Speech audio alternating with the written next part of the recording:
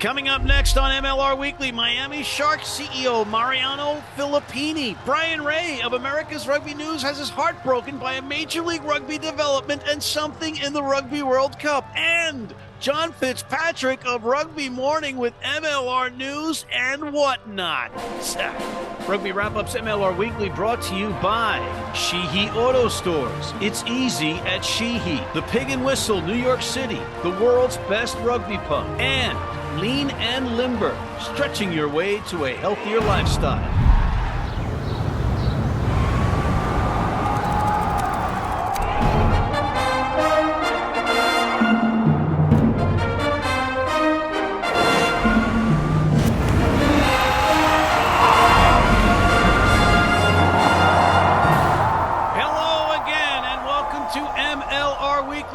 Presented by Rugby Wrap-Up, Matt McCarthy in New York City, and we have a great show for you this week. We have the CEO of the Miami Sharks, the expansion Miami Sharks, Mr. Mariano Filippini. We have Bryan Ray of America's Rugby News with a broken heart.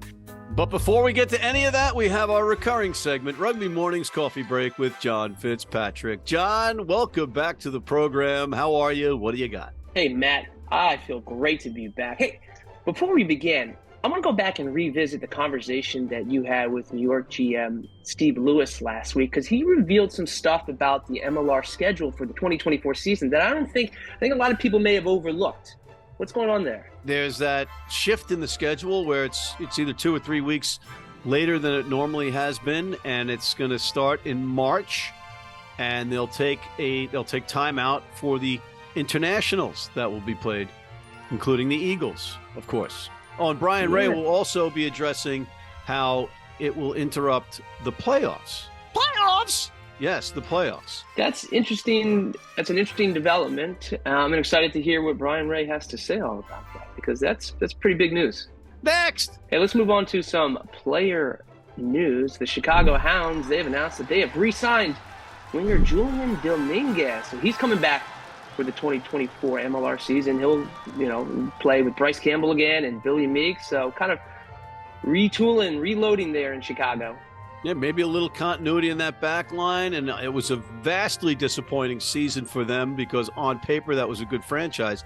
And now it looks like they're keeping some of those key components, and those guys are hungry to come back. Good signings. Well done, Hounds. Next! To the Toronto Arrows, they've announced that flanker James O'Neill will be returning for the 2024 MLR season. And on the coaching front, they've appointed Jamie Cudmore to a full-time coaching role for the Arrows. It's not a head coaching position. No news on that yet, but perhaps Bryan Ray in your conversation will give us some 411 on that. Yes, they've had some movement or shakeups or what have you in the coaching capacities there in Toronto. And we'll keep our eye on that, and we'll ask Mr. Ray, who knows all things Canada, in the next segment. Next! Let's move down to Canada to the South, New England, where the Free Jacks announced that head coach Scott Matthew will be returning to defend his title. There was some speculation potentially that, after winning the MLR Shield last year, he might move on somewhere else, but he is coming back. So New England, he can reclaim their title in the 2024 MLR season. Yeah, for those of you wondering why it would even be a question that Coach Matthew would come back, there are two reasons that one could quote right off the top. And one is, okay, A, will you ever be able to win it again? And B, you're probably getting some money offers from being a championship coach. So I'm glad to see he's back with New England and give him another shot at winning another title. He's a good guy. Next! Well, I'll tell you what, they are going to get the run for their money from Old Glory DC. They have made another big announcement. They have signed USA capped eagle Tommaso Boni. You may remember him from Italy. He is now joining Old Glory DC. Matt McCarthy, what is going on down in the Potomac? Tommaso Aroni. Yeah, that's what I'm talking about. I like what DC's doing down there. They got that sniff, that taste of the postseason, and they want to go back. They are not messing around. Old Glory DC. It's easy at Sheets.com. Next, I mean, you got to end on that. That was brilliant. Thank you. Thank you. I've been particularly snide and snarky today, but we ended that on a happy, upbeat note. That's all you got for us, John. Thank you once again for being concise and on time. Can I just say one thing, Matt? Yeah. And this is a heartfelt thank you from myself and others in the rugby community. Over the last month, you have provided world-class entertainment value around the Rugby World Cup. You've traveled to France. You're reporting from New York. You can see the stress that it's causing you. You've lost your hair, but kudos to you, man. You're still delivering top-notch rugby entertainment. Thank you. Yes, sometimes my eyes cross on camera, too, so that's a problem. All right, John Fitzpatrick of Rugby Mornings Coffee Break segment here on MLR Weekly. Don't go away. We'll be right back with Mariano Filippini of the Miami Sharks just after this. Digs like a demented mole there. Need a great price on a new vehicle? Sheehy makes it easy. Easy Price shows you our lowest prices on the Mid-Atlantic's largest selection. Find your best price online or at any of our 31 dealerships. It's easy at Sheehy. Sheehy.com. You need your cleats? You need them tomorrow? If you order today by 3 p.m. New York time or noon LA time, they can have them to you tomorrow. Young, old, male, female, if you're playing on turf, if you're playing on grass, if you're playing in the rain, you're playing in the heat, they've got you covered. RugbyNow.com. Go there now.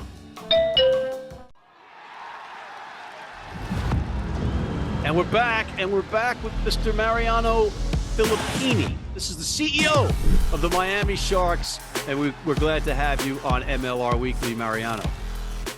Thank you so much. It's an honor to be here. Thank you for inviting me.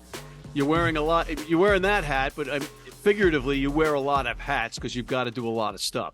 In particular, setting up something for the ground is intense. It's fun, and I would say one of the most challenging things I ever done. But it's very, very interesting, and I wouldn't change for what it's worth. Yeah, so I think the most challenging piece that I still am working on is I want to make sure that our players have the medical, support that we need. So I think that is very challenging in the sense that to fully understand what players need and to hear from other GMs what are the things that normally happen throughout the league, and making sure that we have everything that's required and to support our players. It's challenging.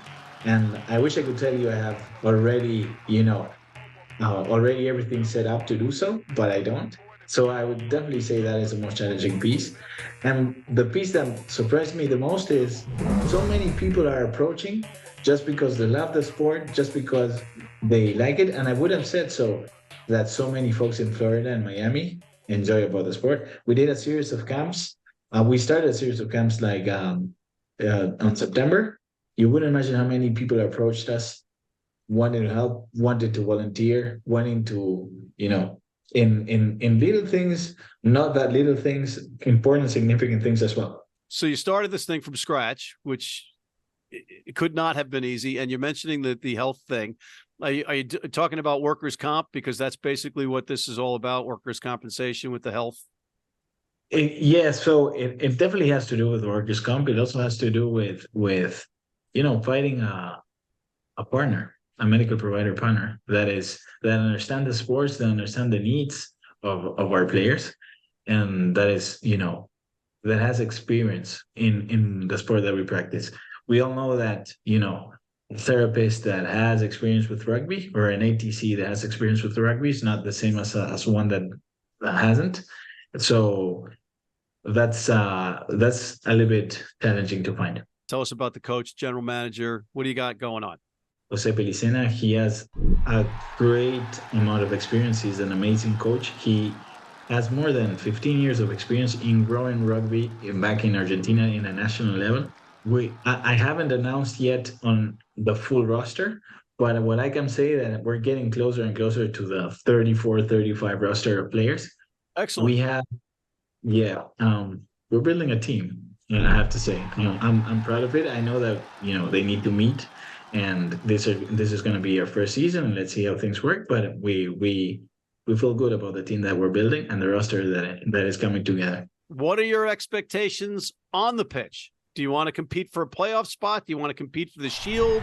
the major thing that we're competing against is versus ourselves. So we want to make sure that the players have the best conditions to perform as well as they can. If we end up in playoffs, that we're hoping that we are, would be a consequence of how the team is getting built. So I didn't tell you, but I'm also good like at avoiding answers, as you can see. Well, every good executive is. Yeah, but that's how we think about it for real. How about your expectations off the pitch, fan-wise? Fan-wise, look, if I have to put it, we have several discussions, and we actually discuss about this internally every week. What the first thing that we're hoping to build is create a huge sense of identity from all of the rugby community that currently is in Florida. So there's a bunch of different clubs. There's a bunch of universities. There's a bunch of academies. But we want to make sure that every institution and union that is out there in Florida feels identified with our values and what we're about in rugby. You've got some buzz going on about your venue. Tell us about the venue. We finally got into a partnership with Inter Miami. We think it's a very good partnership the way we thought about it is, number one, how we can make sure to leverage the sports hotspot that is Miami right now. So we definitely thought that by partnering with Inter Miami, that also has a very strong southern cone of Latam connection, as we are, would be smart. So it's no secret that in Miami is full of Hispanics. And from all of these Hispanics, probably the ones that have the most rugby, the biggest rugby fandom is in the Southern Cone, talking about Chile, Argentina, Uruguay, Paraguay. Sure. So, and Inter Miami also has kind of that kind of fandom and kind of that connection, of course, with Messi, of course, with Tata Martino, of course, but those are the folks that we're targeting to at the beginning. So we thought it in that way, not only as a very good place that would attract players to come and decide on, coming for the first season of our history and deciding on us. That's a big bet to do. Yeah. We also thought about how we can call the attention of folks that are interested in rugby. So that's the two kind of big drivers that made us decide on Inter Miami.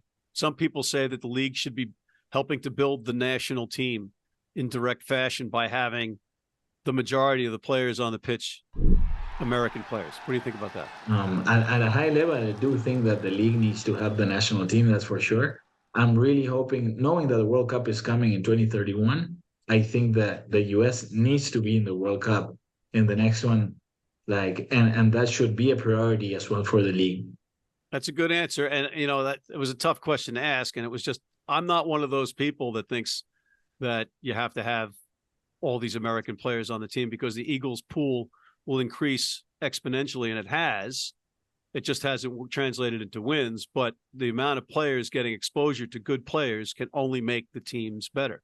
And even if you only have 3 American guys or, United States guys starting in the lineup, you've got 13 teams or whatever. You've got 12, 13, 14 teams. You multiply that by that amount, and you've increased the Eagles pool like it's never been.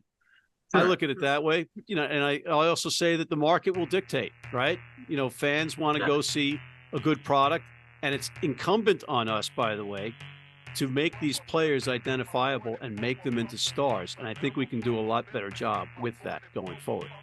Have a kid know who's number 7, so he buys his jersey, right? That kind of thing. Totally agree with you. Please feel free to come and watch a game to Miami Sharks. We're starting on March 2nd. It's going to be the opening. I would love to have you, Matt, whenever we play against New York in our stadium. I think we're going to have a blast. Thank you, Mr. Mariano Filippini of the Miami Sharks. Thanks for coming on. All right, we'll be right back with Mr. Bryan Ray of America's Rugby News after this. I wouldn't like to be at the bottom of that. If you're in New York City and want to watch some great rugby, have some great food, and some great times, go to the world's best rugby pub, the Pig and Whistle on West 36th Street.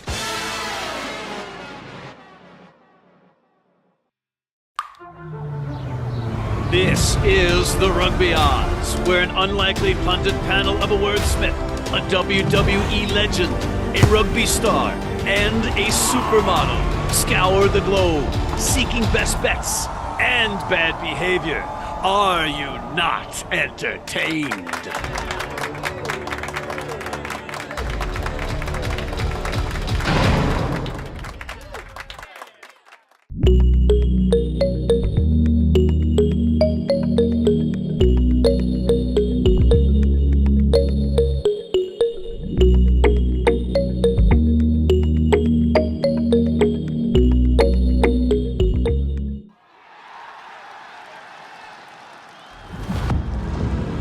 And we're back with the one, the only, Bryan Ray of America's Rugby News, a.k.a. Ray's Rugby, on Twitter or /X, just to make it more difficult to find him and share him when you only have a certain amount of characters. Bryan, welcome back to MLR Weekly. Well, it's a thrill to be here, Mr. McCarthy. Bryan, I think I know why you're not your jovial self today, and that's because there are no MLR players left in the Rugby World Cup. Well, that's not entirely true. If we recall, there is actually a bronze game to be played. Maybe not as many people watch it, but, you know, Are we really going to count that? Cubelli, you know, is going to be playing that one. I hear this Nicolas Sanchez probably going to the same place. So, yeah, there's still a couple MLR players in there. You're hinting, of course, at the Miami Sharks. Yeah, they're going to have a couple of these Pumas fellas running the show for them next season. It's going to be fun. Well, let's put that on the burner for the time being, because I want to get back to, are we really even going to concern ourselves about the third place match in the Rugby World Cup? Well, it's the only America's game left, so really, why even bother watch the final at this stage? Is that even important? Come on. Okay, but let me ask you this. Why do they play this, and why does it matter? That's a fair question. That's a fair question. And, you know, if you look historically at the bronze game, often those teams change dramatically from the ones that play in the semifinals. It ends up being whoever's left standing in the squad, basically. So I think it's a fair question. Why it's being played? I think the answer to that is dollar bills, and that's about it. Because it has to absolutely infuriate the owners of the Gallagher Premiership teams in England. Yeah, I'm sure they're not too pleased that their England guys are going to go out there and potentially get injured in a game that nobody will remember after this weekend. So it feels almost like this Wales versus Barbarians fixture that's been organized that's coming up. Like, do we really need that right away? And I'm not sure they do. They're doing it for the same reason. They need some dollar bills. Well, then you got to ask the owners of the URC if they want to let their Welsh players go again, I mean, or whomever is playing on that other side. It's ridiculous. And, you know, the Premiership is going into their third weekend, and the top 14 is kicking off this weekend. The URC is going into its second weekend. Did anybody know? It would be nice if everybody would just kind of sit down and make some, you know, for the good of the game, kind of take some breaks and work. I get it. Not every, you know, obviously we're talking about a small number of players in those, you know, comparatively speaking, but, you know, they're the big name players they're the best players on their clubs. And one of the traditional complaints, particularly about the URC, is that those international players don't, you know, line up for their teams enough. So yeah, but this gets back to the whole global calendar and how crazy it is to actually try and organize it, you know, which I hear it might be stretching into the whole, you know, Major League Rugby pretty soon. Oh boy, here we go. But you know what? At least we get to still talk RWC and MLR in the same sentence because of Cubelli and Sanchez. So well done, Bryan. Well done to get us both aggravated talking about the third place match. That said, you're a little bit more aggravated about something else on the home front here in Major League Rugby, and that's the schedule. It sounds like it's getting pushed back later in the year. 3 weeks. That's frustrating. You know, if there was no clash with international rugby, not really a big deal. But if there is a clash with international rugby and you literally have to shut the league down for any point of time, for any weeks whatsoever. I mean, look, if you have a week between the semifinal and the final because you want to give people extra time to book their travel to, to get to wherever that venue is, kind of thing, that's one thing. But, if the league's doing this, already set final anyways, I don't really see the point of that. But if you're shutting down like for a couple weeks during the especially during the playoffs, just to accommodate these internationals because you're pushing the start of the season later, does that sound like a good decision to anybody? Whoever made that decision, really dumb. How to shut down the momentum of a season 101. What are you thinking? Colossal mistake. I'm going to play devil's advocate here, and I think the thinking is that we are supporting the national teams of the USA, and Canada. Yeah, supporting the national teams would be starting the season 2 weeks earlier, so this isn't even an issue. I get it. It's cold in the north. I live up there. It's cold all the time, right? I understand that's a big reason here. That's a big reason. Some of the cold weather teams would rather have some more warm weather home games. It's tough for Toronto. It's tough for Boston. I get it. New York. It ain't easy for Utah. It ain't easy for Seattle even sometimes. But look at the two, we're bringing in Miami this year. Put a couple more of their games at the beginning. This is a problem. It's going to be a problem. But to me, putting a big, stopping the season for a couple weeks and going, we saw how it worked in Super Rugby. It didn't. The momentum was totally lost. It was a disaster. You also saw it in the NHL when they had the World Hockey Cup or whatever you want to call it, and they shut down the NHL for like 5 weeks that one time. And then they said, all right, screw it. We're not doing that again. The whole point of this was to have separation. It was to have your domestic season, you have your internationals. They're completely separate. I mean, that's the whole point of the whole, the talks about having a global season, whatever. And it seemed like MLR was kind of standing on its own as, hey, this is how to do it. You run your season's over. Best players move on. They earn their selection and they play. Then you have your international season. Sounds great. I don't know why on earth you would want to move away from that. We had the disruptions before with players missing, top players pulling out and missing games. That didn't work. They saw it didn't work. They moved away from it. Thankfully, I don't know why you would do this for a couple weeks. Like, come on, guys. Well, you know what? I'm going to put this right back on you. You really freezing cold teams need to build domes. I'm not going to disagree with that. Get some heated fields and play some. That's a reality on the money that we're dealing with right now. No, that ain't a reality, folks. So don't even start agreeing with me. I was being silly. I was being facetious. Well, no, look, I deal with it. Like it's not ideal, but that's the climate. There's nothing you can do about it, right? But you can't keep marching out the Arrows 8 games on the road. I mean, if you interview the common Arrows fan on the street and say, would you rather a week or two break during the playoffs and starting your season 3 weeks later so that you get a couple of more home games thrown in earlier than later? What would they say? Yeah, I don't know. I honestly don't know. I just think it's a massive disruption. I am not in favor of it. Maybe we just shouldn't be beholden to these international windows. I mean, I guess that's a problem with the opposition. Maybe that's the issue here. But like something has to be worked out here. If this is the only answer that MLR can come up with, if we have to start it later in the season, then some negotiations have to be taken at the top at international level and say, look, this is how we're doing our season. This is when we want to play our internationals. Why is that an issue? This is not, to me, this is not a solution for MLR, and I don't think it's going to pay off. I've had some time to think about this, and I understand they're damned if they do and they're damned if they don't aspect of this thing, because you want to say that you're supporting the league is supporting Team USA. You want to get warm weather games for some of these cold weather teams that have taken it on the chin all these seasons. We're in season 7 after all. I'm surprised to hear the Canadian, the guy. Well, you're just used to living in the cold. You don't care.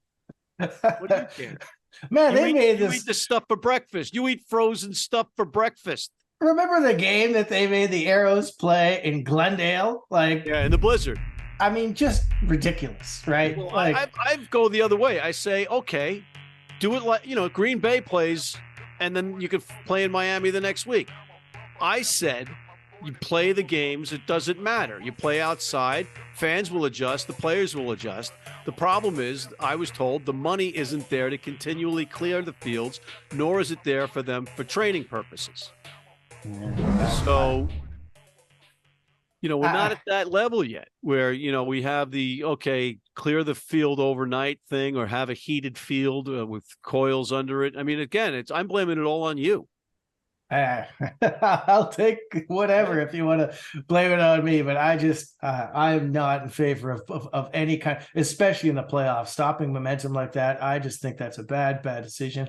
If this is kind of a one and done, like, hey, we have to do this year, next year we're going to find a better solution. Imagine you're this playoff team and your players go and play for, one of these teams, USA, Canada, whoever, and then they get injured, and instead of being fit to play in this final. I mean, well, that's always a part of the test window. I mean, look at the Premiership owners right now with this effing third place match. I have less Farrell sympathy. and Itoje and Jamie George and all these guys. Are they going to play in this for Saracens? I have less sympathy with the European clubs who've traditionally had seasons way too long, but that's another discussion. Well, the French delayed the kickoff of their season until this coming weekend, which is they kind of had to. To be fair. Why? I mean, I don't know. Some tournaments going on. Something going on or clogging up the subway? I don't know. All right, can you leave us on a happy note, for God's sake? Something happy. Come on. I'm depressed at this news. I'm hanging out here in Seattle. I hear there's a pretty well-known player, shall we say, heading there. That's just a rumor. Sounds like there's some beef maybe heading in their direction. It sounds like a prop. It sounds like a prop. It sounds like a few teams have been shopping for big angry second rows out there. So we might see some interesting characters around. Is it a Barrett? Is it a Barrett? All three Barretts are playing for the Seawolves. Sam Whitelock, Brody Retallick, they're all going there.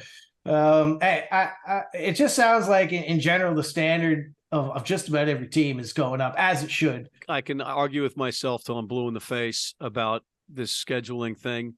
I think what we need to do is be creative and fill that gap during that break with something MLR-ish. Maybe a hybrid sevens competition. I don't know, something to keep fans engaged in the MLR while they're down for the national team's sake. Thank you. All right. Well, on that note, I want to thank Mr. Bryan Ray of America's Rugby News, Mr. John Fitzpatrick of Rugby Morning, the CEO of the Miami Sharks, Mr. Mariano Filippini, and thank you for tuning in. Please check out our other shows, including the critically acclaimed The Rugby Odds, the College Rugby Wrap-Up. Hit that subscribe button on YouTube. Please join our weekly newsletter and tell your mates about us. And if you can, join our American Red Cross blood donor team.